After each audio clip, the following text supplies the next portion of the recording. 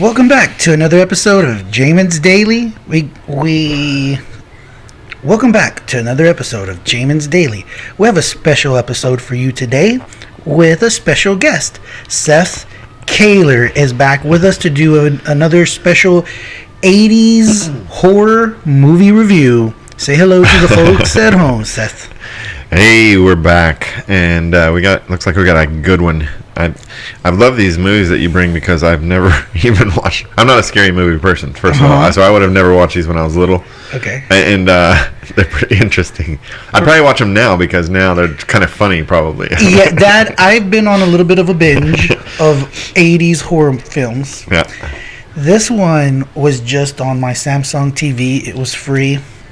And so I watched it. And I'm glad. This is probably my favorite one so far. Oh. It was titled Chopping Mall. Kind of, instead of Shopping Mall, Chopping Mall, which was originally released as Killbots. As Killbots.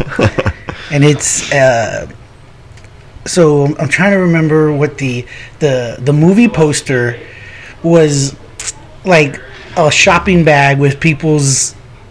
a robot arm and a shopping bag where like people are chopped up in it, right? Pretty crazy.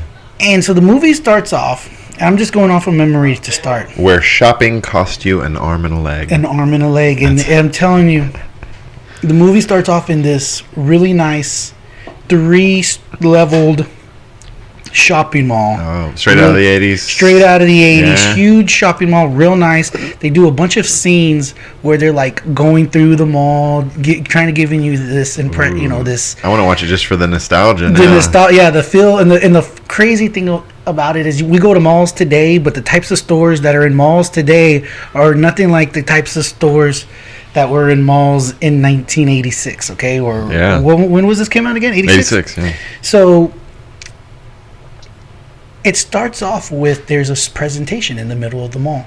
Of course. And there's this big things used to happen in the mall. Yeah, there used to presentations. That's how Tiger King got his start. Yeah. Remember, he used to have in the malls. He would bring the tiger kittens. I think like Tiffany and the New Kids on the Block. They used to do like mall tours. Mall tours were a big deal. A lot of cool things happened in the mall. So. You see a scene where there's guys sitting on a stage and he's doing a presentation, and it appears the audience are the mall employees, and he's talking about these new robots that they're gonna start using as security, mall security. These robots that are gonna be mall security. He gives this presentation on how advanced they are and how they're capable of this and that, and they trying to give a description to the audience. Is there a descriptor there in the Wikipedia that describes what they look like? Because they look very.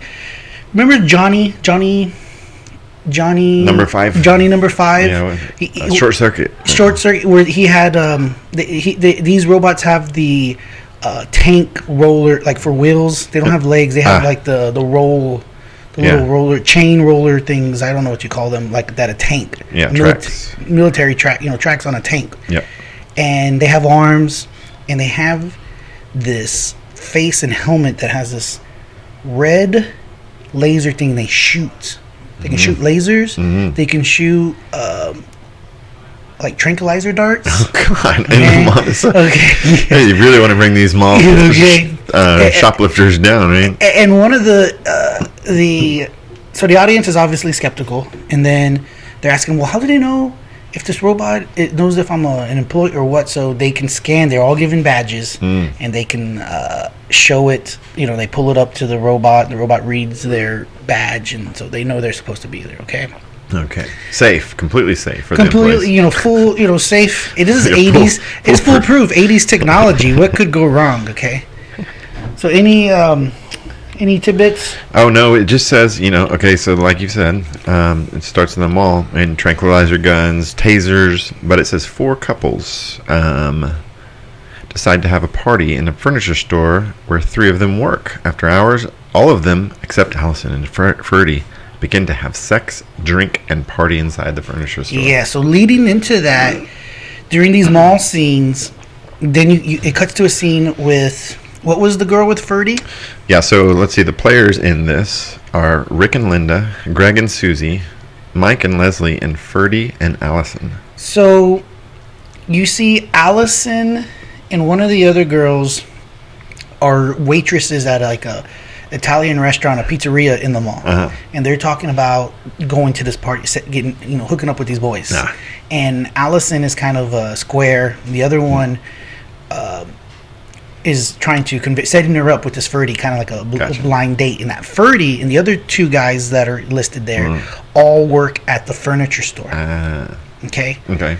And so they're setting this up to have a party once the mall closes, to hang out there in the furniture store and have a little bit of a party. And then you see, so then there's a scene where it goes to the guys in the furniture store, and they're talking about setting this up, and one of the guys goes to, I think it's Linda. And this is during regular mall hours? This is during regular mall hours. They're just they're setting up their plans for tonight. So he goes to another department store where one of the other girls works. And they're boyfriend and girlfriend, and he goes up and he's filling up on her. And her uncle is, is it her uncle? No, I think it's her dad. Her boss shows up. There's this scene where the guy is like trying to talk to the dad, oh no, we're just gonna do this, we're gonna do that, right? So it sets the scene for this guy and that girl, boyfriend and girlfriend. They have a volatile relationship, okay, and it's gonna lead to something later. All right. So where are we along in the storyline? So then the mall's starting to close. Okay, yeah. And it says that there's a lightning storm, and it strikes the actual mall. Yes. So during that presentation, Seth, the company owner, the person who's giving the presentation, says that all of these robots are controlled by in a control room. Right. And they showed... And there's 3 of them. 1, 2, and 3, right? Yes, that's the name of the robots. 1, 2, and 3. And the control room is run by some dude, some guy in a lab coat, nerd. Of course. And it's one of these cheesy 80, just like Forbidden Planet, where there's all these different buttons and stuff to control them. And he tells the folks that, it's controlled by the control room, and there is a satellite, some kind of thing on the roof that controls them. Okay. And so then, there's a thunderstorm, a lightning storm that strikes it, and that what causes the robots to go haywire. Yeah. And soon after that storm, basically in that same scene, one of the robots comes alive, and it's looking at the operator from... The operator has his back turned to them. He's like sitting at the control room or in the control board, and the robots are behind him. Yep. And he's just looking at stuff, and all of a sudden... Sounds like bad news for the operator. The robot shoots his arm technical thing straight through the dude's head. Bloody death. Yes. What is strange though too, because you find these minor mistakes in low budget films where something's just like, well, there's no explanation for something, right? So this dude is dead. The robot kills him. Yeah. He just got stabbed in the head. You think he just like falls over to the ground and then bleeds all over the place. Right. Because then later on in the movie, another control room guy comes in there, and it's spick and span. The dude's body is missing. He's just gone. Okay, so you're left to think, what the heck happened? The robots cleaned up after He cleaned up. He cleaned up. They cleaned up the crime. Okay. Wow.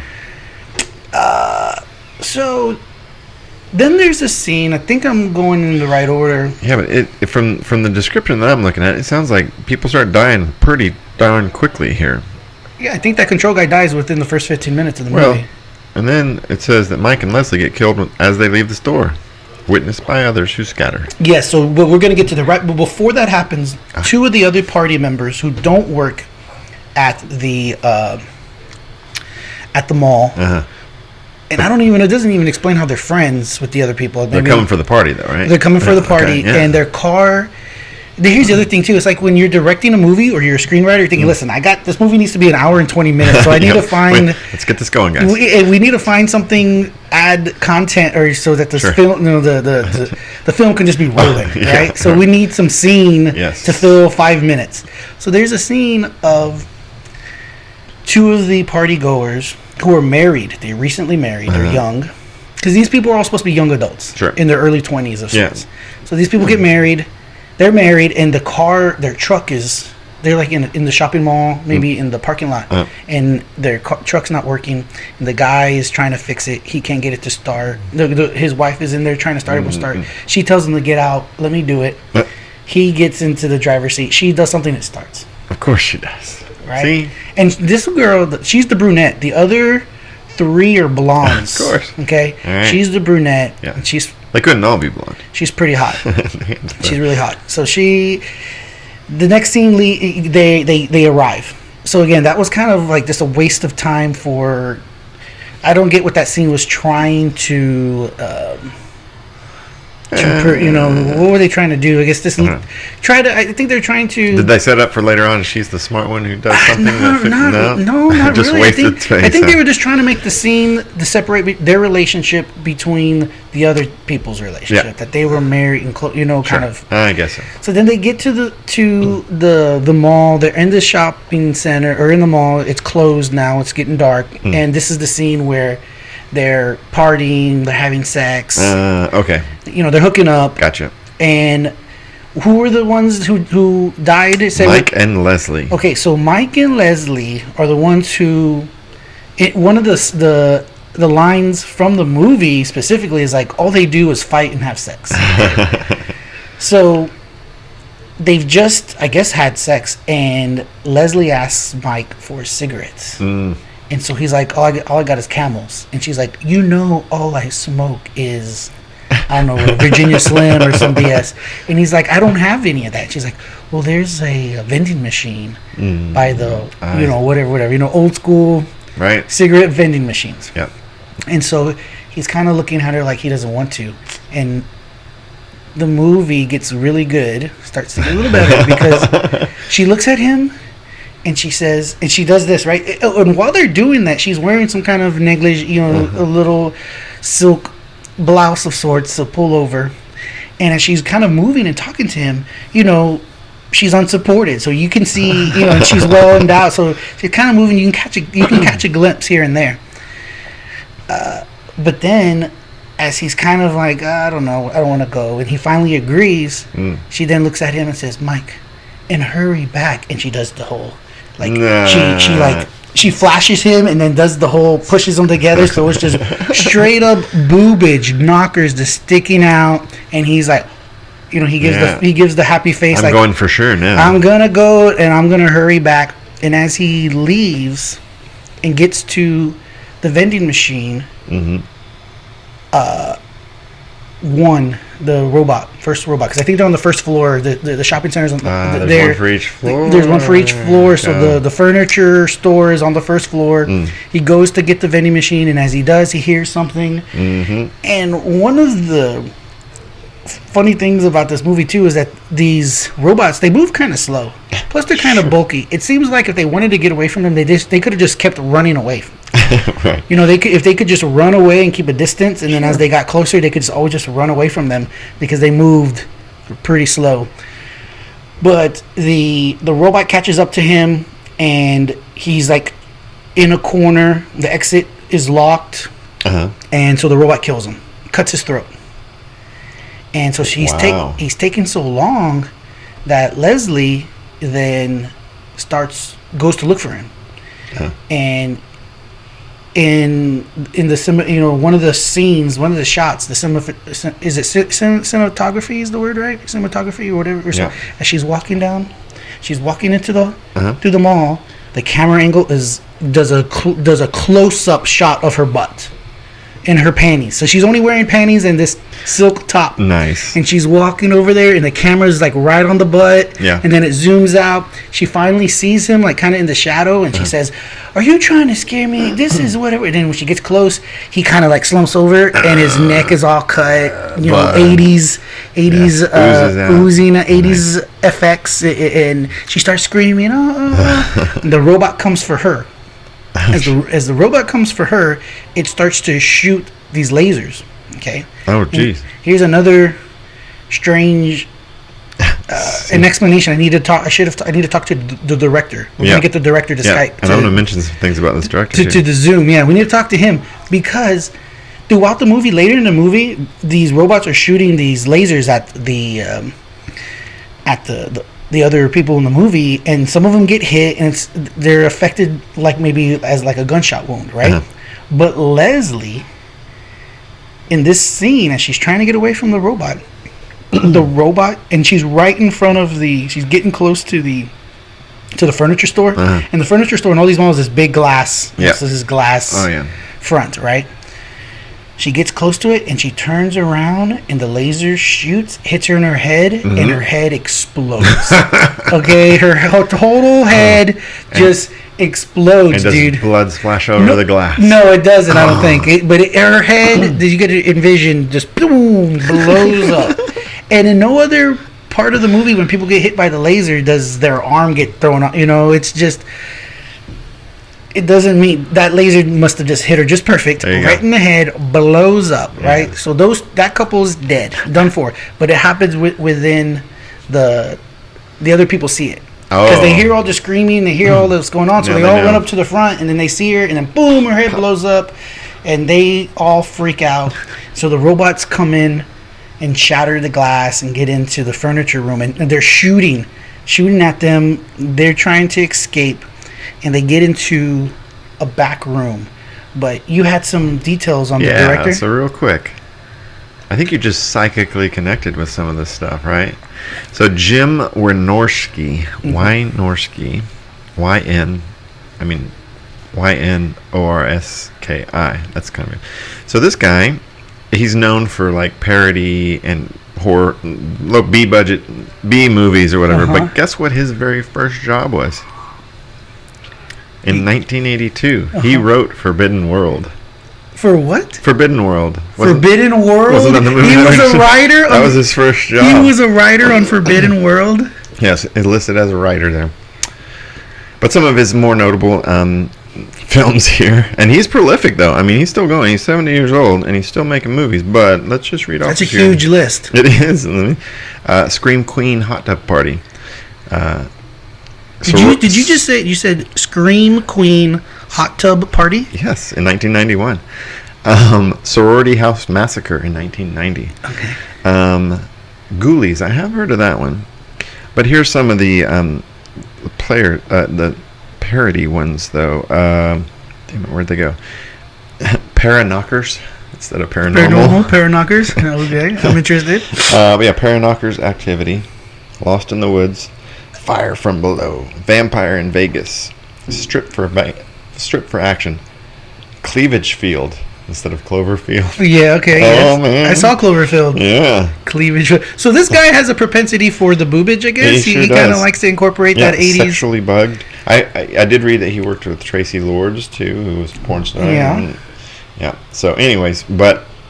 Connection to that first movie that we talked about. I feel like there's always going to be in these low budget films some kind of six degrees of separation. I bet you're absolutely correct on that one. So they head toward the end of the department store. They get into like the storage room.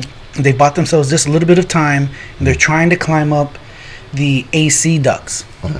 And so they get the girls up the AC ducts just in time as the door breaks. And so the guys have to run. There's no time. So they run off. So now they're separated. And as the girls are walking through the ducts, they're sweating. And they're like, they accuse the robots of turning the heat on. Oh, they're smart, right?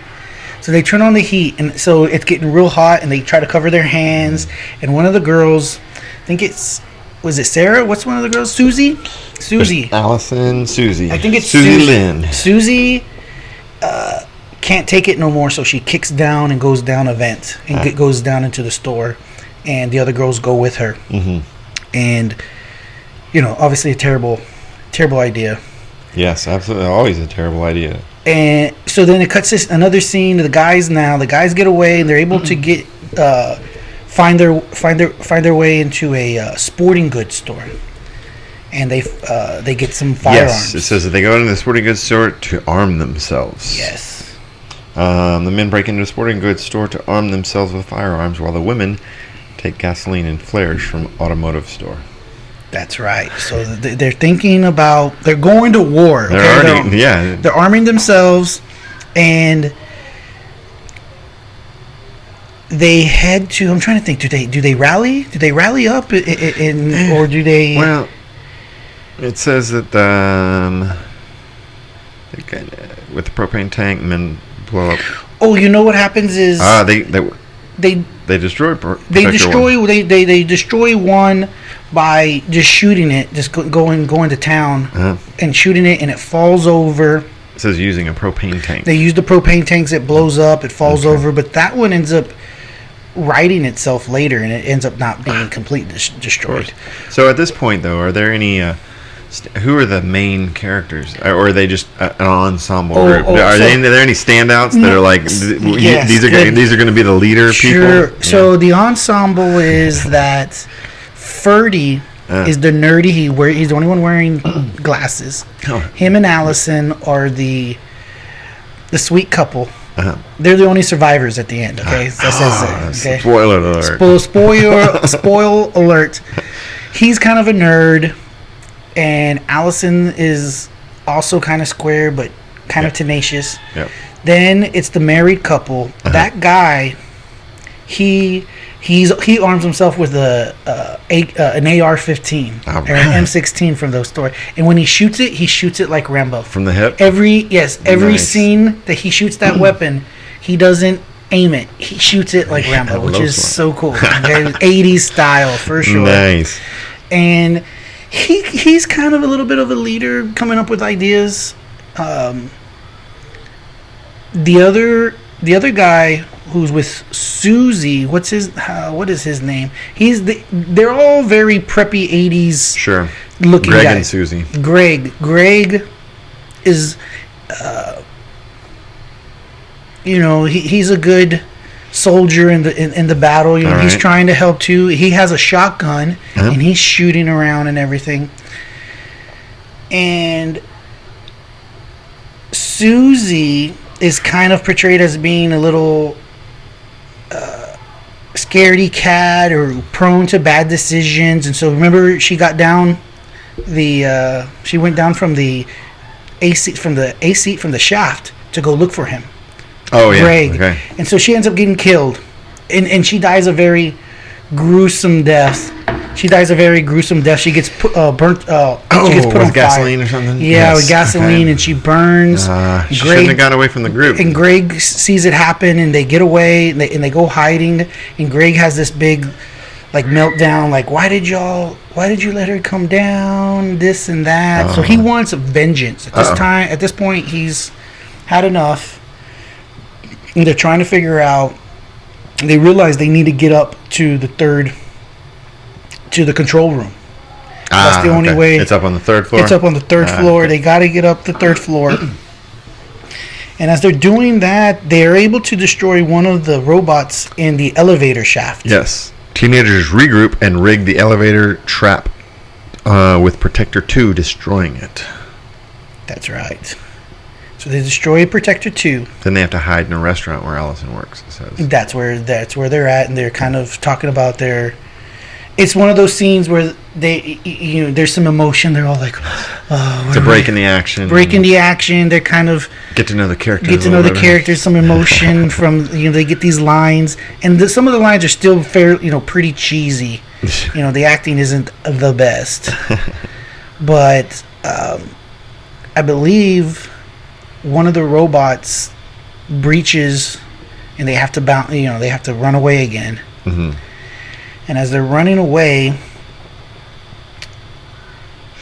Greg, I believe, is the next one to bite the dust. Let's see, because he's still, so they're shooting at it. Yep.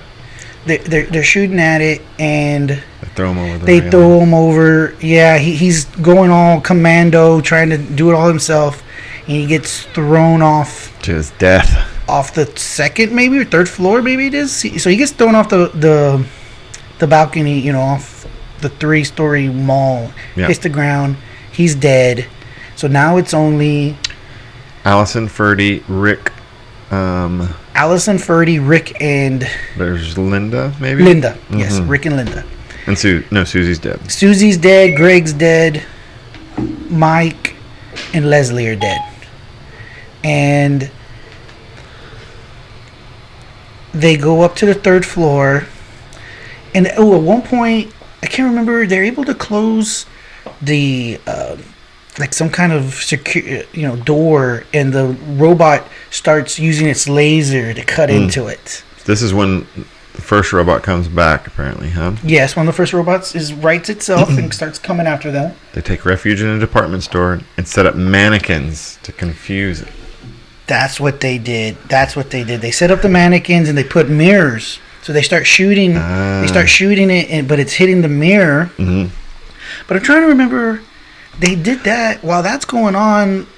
I can't remember if they were trying to booby trap something to then. So I have a question. Mm-hmm. Do the lasers break the mirrors?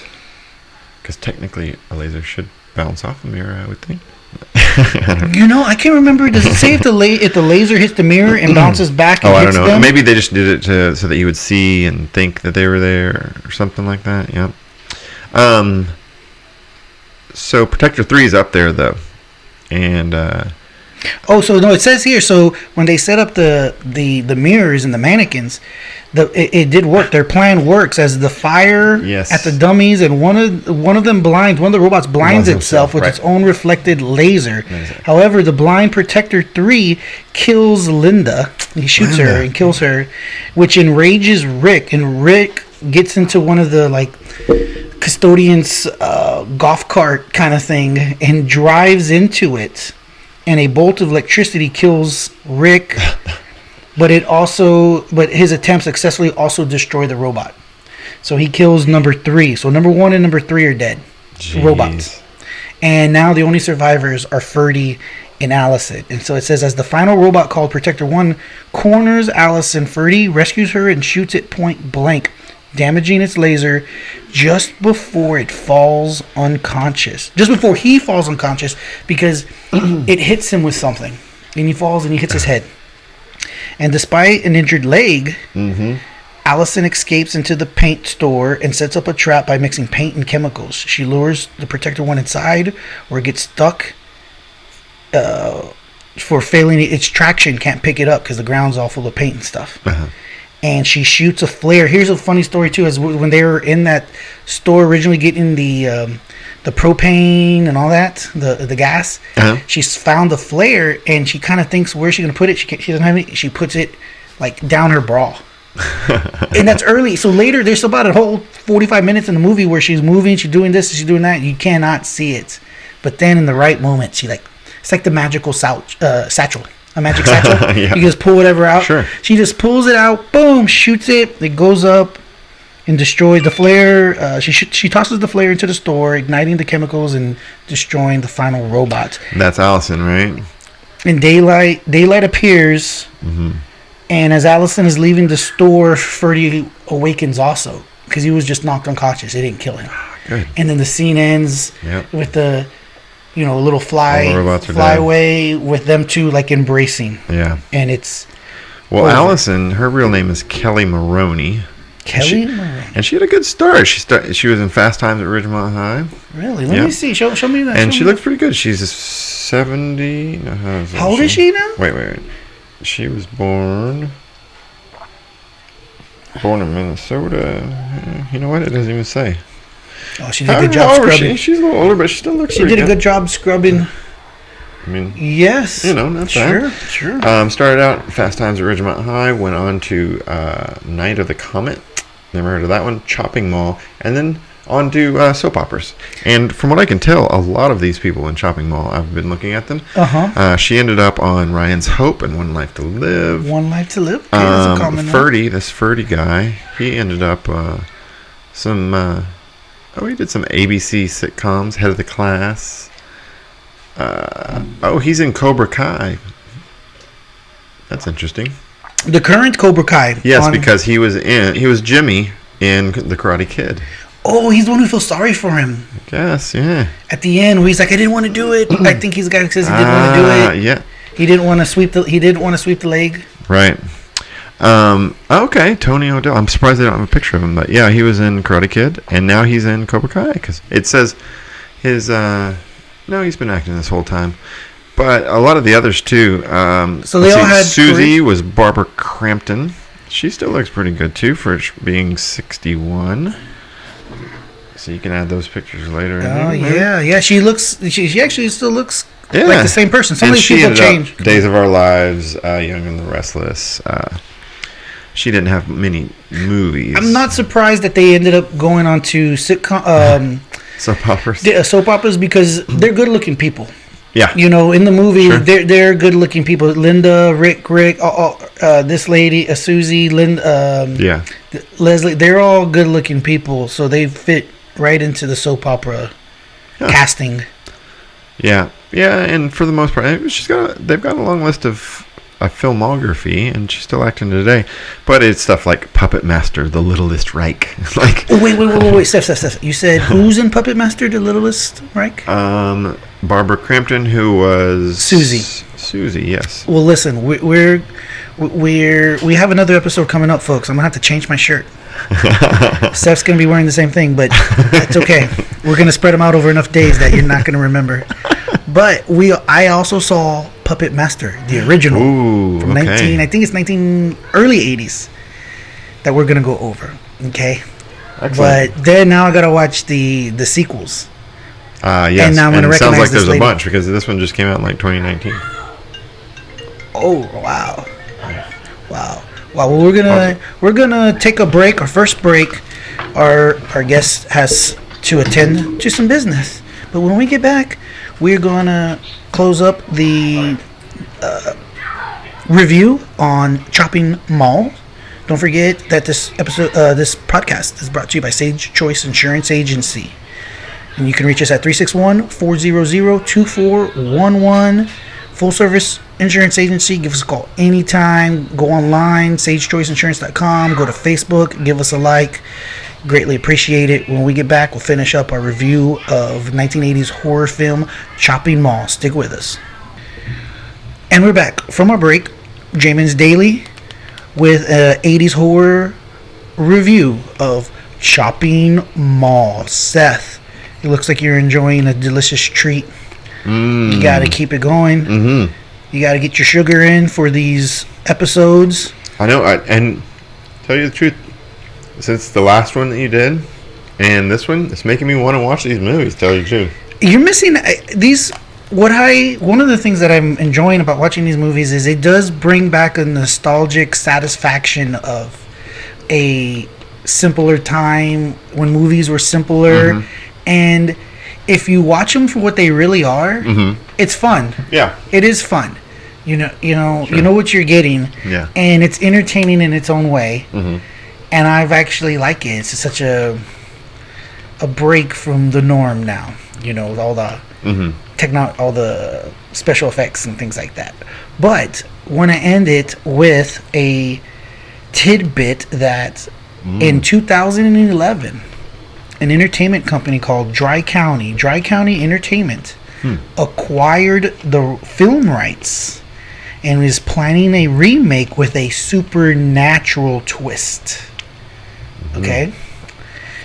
And the film will be produced and written by a guy named Kevin Bocardi. Dry County what? Dry County Entertainment. They bought the rights to the film in 2011. But it says as of July 2020, nothing has materialized. Too bad. Do they have maybe a... what's that website where you can donate for things that they're trying to raise money for to then do their... they do it for for all kinds of products, but they also do it for movies too nowadays. Right. I forget what it's called. Yeah. I don't know. Okay, well maybe they can do one of those. Maybe I can be... If I can be an executive producer, maybe I'll donate $100. If I can be like credentialed and give it a credit on the credits, then I'm interested. I'm interested in being a producer. Get it going again. I'm just gonna this guy that they just named, this Bocard guy. I'm gonna Google him, see if I can find his email, and then I'm gonna send it to him. Listen, watch my podcast on Chopping Malls. Watch my review of the original, and maybe I can help you with the remake. I think that's a great way to break the ice Absolutely. with the director in Hollywood, perhaps.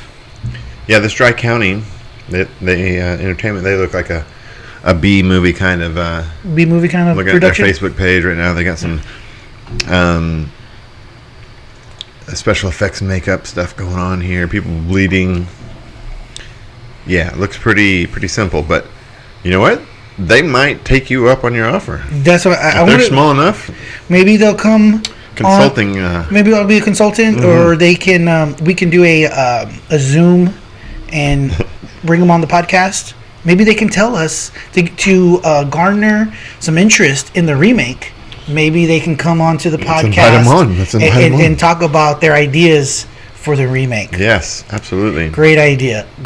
Until then, folks, don't forget that this podcast is brought to you by Sage Choice Insurance Agency. You can reach us at 361-400-2411. And don't forget to stick with us, because the best is yet